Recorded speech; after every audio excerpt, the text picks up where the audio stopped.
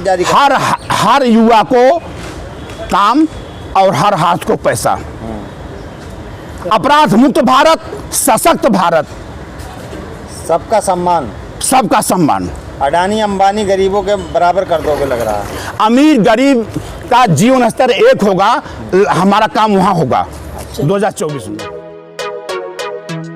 पत्रकार महोदय जी, आज सत्याग्रह 906 दिन पूरा हुआ है। यह सत्याग्रह देश में जो गुलामी का दौर चल रहा है, इस गुलामी से निकलने के लिए यह सत्याग्रह 906 दिन वंचितों के लिए, पीड़ितों के लिए, किसानों के लिए, महिलाओं के लिए, बेरोजगारों के लिए, युवाओं के लिए, जन जन के लिए।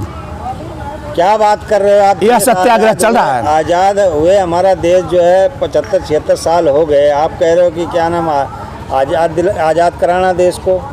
किससे आज़ाद कराओगे आप मेरा देश? 15 अगस्त 1947 को मेरा देश आज़ाद हुआ। ठीक, आज़ादी में कंप्लीट आज़ादी वो नहीं मिली, यथार्थ आज़ादी नहीं मिली। यथार्थ आज़ादी के लिए यह सत्याग्रह चल रहा है, क्योंकि लोगों को जब तक समुचित व्यवस्था नहीं मिलेगी तब तक वो अपनी आवाज़ को उठाते रहेंगे, लड़ते रहेंगे। आज जो पीड़ा है, ये जो देश की जो पीड़ा है, जो जन जन की पीड़ा को लेकर के मैं सत्याग्रह कर रहा हूँ, भूखा सत्याग्रह कर रहा हूँ, यह जन जन को सशक्त करने के लिए, देश को सशक्त करने के लिए मैं सत्याग्रह कर रहा हूँ। लोग सत्याग्रह भूल गए थे कि सत्याग्रह होता क्या है। इसी सत्याग्रह के माध्यम से महात्मा गांधी जी ने देश को आज़ाद कराया। इसी सत्याग्रह के माध्यम से डॉक्टर राममनोहर लोहिया जी ने समानता की लड़ाई लड़ी। उसी सत्याग्रह के माध्यम से बैजनाथ यादव 906 दिन से सत्याग्रह करके देश को एक्चुअल फ्रीडम, आर्थिक आज़ादी की लड़ाई लड़ रहे हैं। जो आज हमारे देश का युवा है, आज हमारे देश का युवा भटक रहा है। उसे समुचित जगह जहां उसको होना चाहिए, जहां उसके शक्ति का सदुपयोग होना चाहिए, यह सरकार उसके शक्ति का सदुपयोग नहीं कर पा रही है, उनके शक्ति का प्रयोग नहीं कर पा रही है, और इसलिए हमारा देश सशक्त नहीं हो पा रहा है। अपराध चरम पे है, दंगा चरम पे है, हिंसा चरम पे है, अव्यवस्था चरम पे है, महंगाई चरम पे है, भ्रष्टाचार चरम पे है। हम यहाँ पर जंतर मंतर 3 जनवरी से लगातार हम हैं 2023 से। इससे पहले उत्तर प्रदेश के जनपद भदोही में हमने सत्याग्रह किया। किसानों के साथ हमने साइकिल यात्रा किया, महिलाओं के साथ साइकिल यात्रा किया, बेरोजगारों के साथ साइकिल यात्रा किया, पीड़ितों के साथ साइकिल यात्रा किया। क्यों साइकिल यात्रा करनी पड़ रही है? केंद्र सरकार तो यही ने कहा था कि 2 करोड़ नौकरी हर साल मिलेगी, 15 लाख रुपए आपके खाते में आएंगे। और आज लाखों लाख नौकरियां बाकी हैं सभी विभागों में। विभाग लिख रहे हैं प्रधानमंत्री को, केंद्र को, और केंद्र सरकार के एमपी भी अरुण गांधी ने बार बार कहा, कई बार कहा, ये मीडिया क्यों नहीं दिखा रही है कि सभी विभागों में नौकरियां लाखों लाख बाकी है और बीजेपी का ही जो एमपी है वो। और फिर भी इसका विकल्प क्या है? वरुण गांधी ने कई बार लिखा कि सरकार को, अपने सरकार के खिलाफ लिखा कि आप लोग नौकरी न दे करके युवाओं का जो है नुकसान कर रहे हैं, और जो आप लोगों ने आश्वासन दिया था उसके मुताबिक काम नहीं हो रहा है देश में। हम इससे असंतुष्ट हैं, और यह उन्होंने अपनी सरकार के कमियों को उजागर किया था, लेकिन जो और जिम्मेदार लोग हैं वो चुप हैं, उस पर नहीं बोल रहे हैं। क्योंकि विकल्प यह है, हर हाथ को पैसा, हर व्यक्ति को काम। कौन देगा 2024 में? 2024 में बैजनाथ यादव विपक्ष के सहयोग से प्रधानमंत्री बनेंगे और जन जन के हाथ में पैसा होगा, हर हाथ को पैसा होगा, हर हाथ को काम होगा। बैजनाथ यादव कौन है?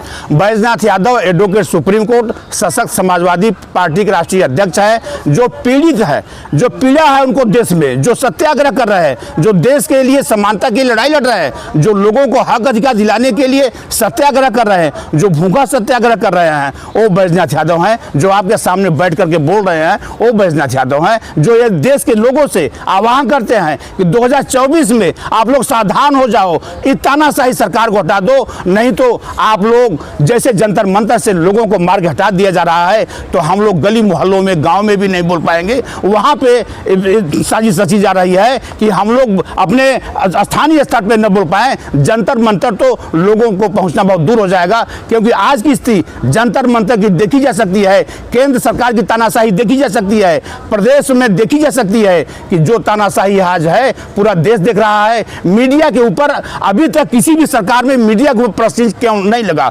लेकिन नरेंद्र मोदी के कार्यकाल में मीडिया को यह कहा गया कि मीडिया केंद्र सरकार मोदी के लिए काम कर रही है, यह मीडिया के ऊपर बहुत बड़ा कलंक लगा हुआ है। उसको उभरना पड़ेगा, वो मीडिया को निकलना पड़ेगा वहां से कि नरेंद्र मोदी जो कर रहे हैं वो हकीकत में लोगों को दिखाना पड़ेगा। नौकरी नहीं मिली लोगों को, बेरोजगारी में लोग अब बेरोजगारी का दर्द झेल रहे हैं, यह पीड़ा बर्दाश्त नहीं है। इसके लिए हम जो है सत्याग्रह कर रहे हैं कि लोगों को अवसर मिलना चाहिए, शक्ति का सदुपयोग होना चाहिए, हमारा देश सशक्त होना चाहिए, हमारा देश विकसित होना चाहिए। हम इतने सक्षम हैं, हमारे यहाँ उत्पादन बहुत ज़्यादा है, कृषि प्रधान देश हमारा है, फिर भी आज हमारे देश में वही किसान 20 रुपए का चावल बेच करके वही किसान 50 रुपए में खरीद रहा है। वो बीच की कालाबाजारी कौन कर रहा है? एमएसपी दुगना नहीं हुई, एमएसपी के लिए हाईवे बंद हो रहे हैं, 1000 किसान मार दिए गए, तब ये नरेंद्र मोदी तानाशाह प्रधानमंत्री तब ये कहता है कि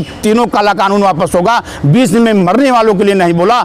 आज मैं ये कह रहा हूं कि जो ऑक्सीजन दे आप उसको चुनो, आप लोग इसको वायरल करो, भेजो देश में, दुनिया में। जो ऑक्सीजन दे आप उसको प्रधानमंत्री बनाओ।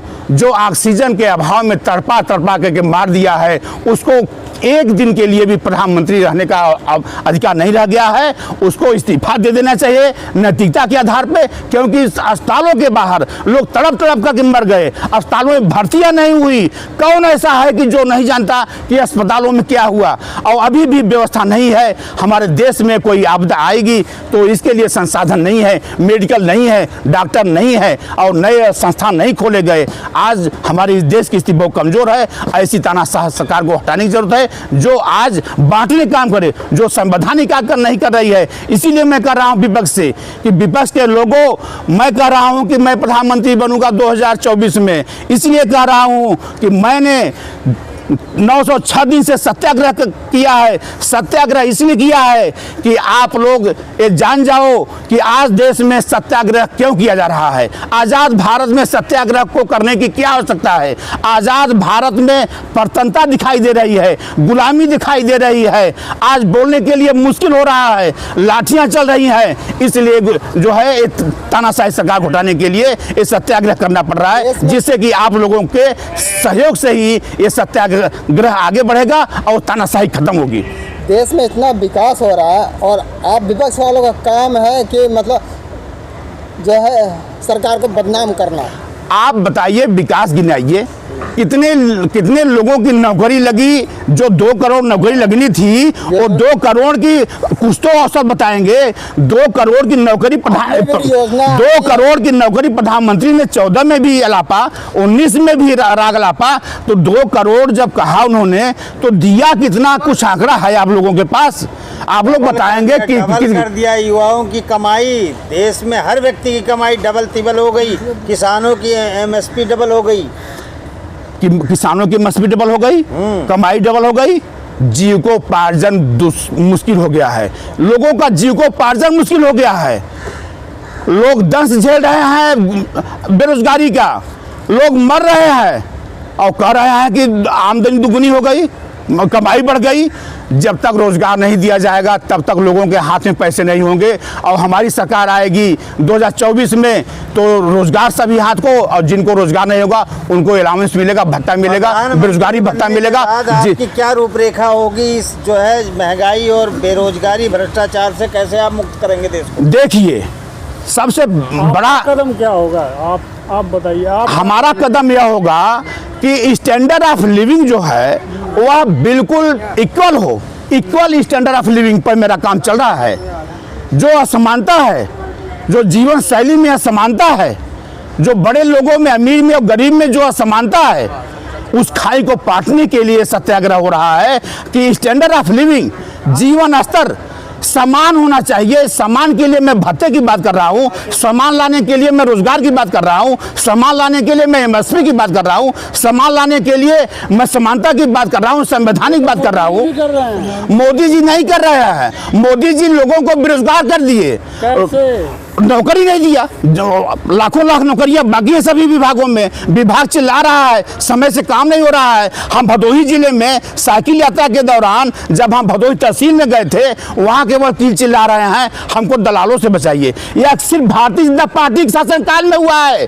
तानाशाही भारतीय जनता पार्टी शासनकाल में बढ़ा है। भ्रष्टाचार भारतीय जनता पार्टी शासनकाल बढ़ा है। महंगाई भारतीय जनता पार्टी शासनकाल बढ़ा हुआ है।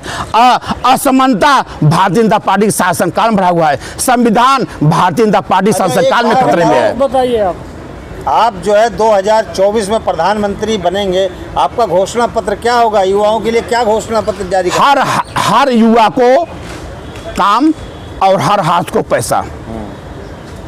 अपराध मुक्त भारत, सशक्त भारत, सबका सम्मान। सबका सम्मान। अडानी अंबानी गरीबों के बराबर कर दोगे लग रहा है। अमीर गरीब का जीवन स्तर एक होगा, हमारा काम वहाँ होगा 2024 में।